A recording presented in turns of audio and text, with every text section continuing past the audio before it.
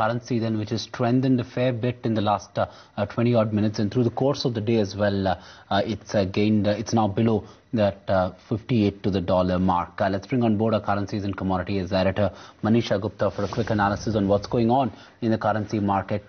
Manisha, why the sudden move towards strengthening? Is it largely on account of the RBI intervention that we saw yesterday?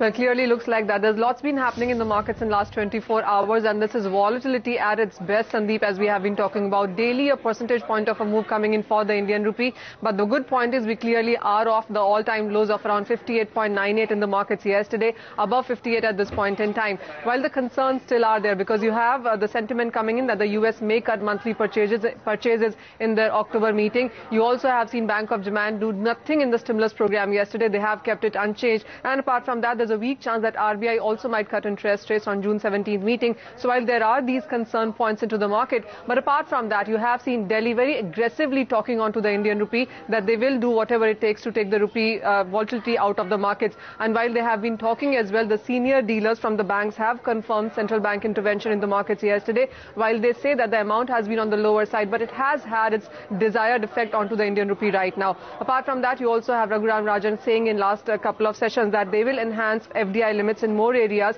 to finance CAD, not just in the shorter term, but on the longer term as well. They also have talked about a possibility of an bond sales in the overseas market to spur the inflow. So these are a couple of factors which really seem to be working quite well. You have seen the gold prices decline. The crude prices are down in the last 2 or 3 sessions as well, and the gold imports also on the lower side. So all of that really seems to be working in favor of the rupee, at least for the very near term. You also have reports coming out from Deutsche Bank, Bank of America, Merrill Lynch, all of them telling you that the rupee has a strong possibility of turnaround before this month ends itself. And you also have a Bank of America Merrill Lynch target coming in at 54.20 before the end of June.